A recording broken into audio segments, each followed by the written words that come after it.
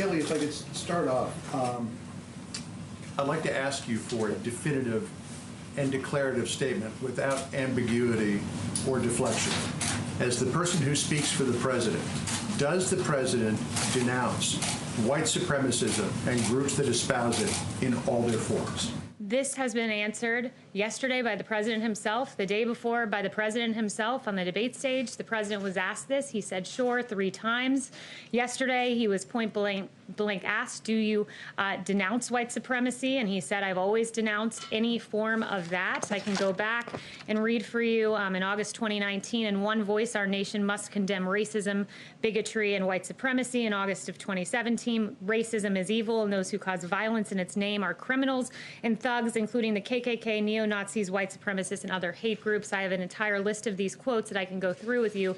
He has condemned white supremacy more than any president in modern history. Just to clear it up this morning, can you, naming it, make a declarative statement that you denounce, that the president denounces it? I just did. The president has denounced this repeatedly. The president was asked this. You're contriving a storyline and a narrative. I'm just asking you to put this to rest. I just did. I read you all of the quotes, and if you need to see them in writing, I will put them in an email. Paula. So, Kayleigh, can you right now denounce white supremacy and the groups that espouse it? The president has denounced white supremacy, the KKK, and hate groups in all forms. He signed a resolution to that effect.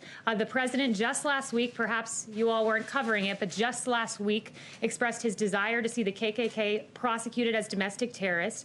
This president had advocated for the death penalty for a white supremacist, the first federal execution in 17 years. His record on this is unmistakable, and it's shameful that the media refuses to cover it. Thank you. The FBI and the Department of Homeland Security say that racially motivated violent extremism is one of the deadliest threats that we face in the U.S.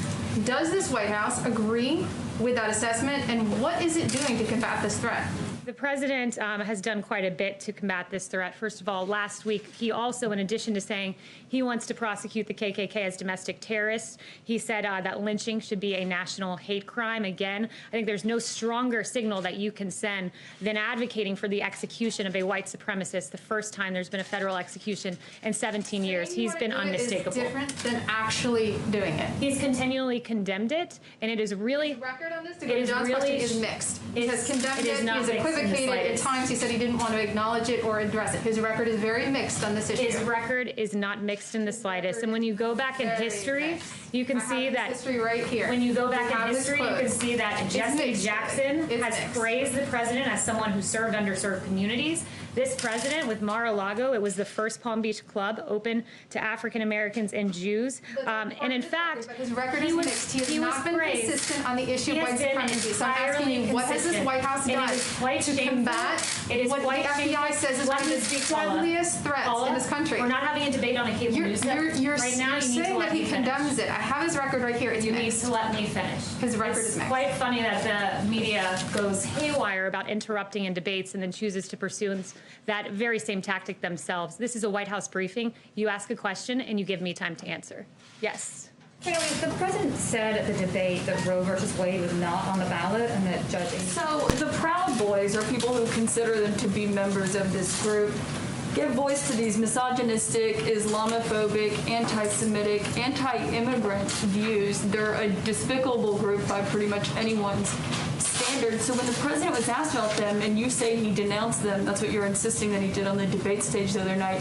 If that's the case, then why are they celebrating what the president said on the debate stage in front of millions of people? Well, I don't speak for that group, so I'm not sure why you're asking me why they're saying a certain thing. If someone denounced you, you probably wouldn't put it on a T-shirt and make badges of it, right? The president did denounce them. He was asked, will you tell them to stand down? He said, sure. Went on to stand. Which seems like an instruction. He said, stand back. And then just yesterday when he was asked, he said specifically, stand down, a synonym with stand back. And the president said, sure, when asked by the moderator whether they should stand down. So again, it's really interesting, too, to see that the media seems to be the only one putting the names of these groups into headlines, into media reporting.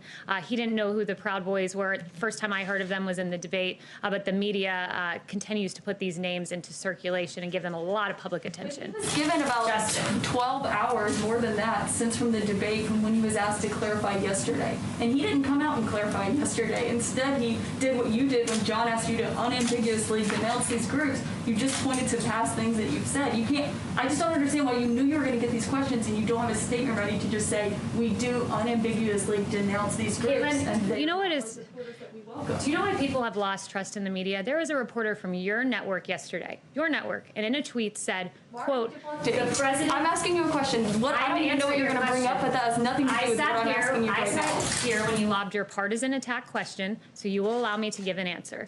The president and someone from your network said yesterday in a tweet, the president dodged a question about white supremacy. That was a tweet from a CNN reporter. The president specifically, verbatim, was asked yesterday, white supremacy, do you denounce them? To which he responded, I have always denounced any form of that. Those are the facts. And CNN, I know that truth is of no moment to your network, but those are the facts. They're not the facts. Why are Republicans are calling on the president to be more forceful? His own party. Thanks, Kayleigh.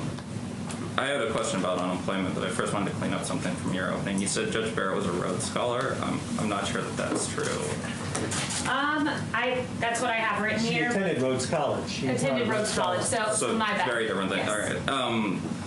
Anyway, Ricky Scott said the president misspoke at the debate on white supremacy. Did he misspeak? And has he spoken to When the Senator president Scott? denounced white supremacy and said, sure, no, he did not misspeak. Has he spoken to Senator Scott? Yes. Has he spoken to Senator Scott? Yes. So, Kayleigh, the president recently unveiled his Platinum Plan, which is geared toward the Black community.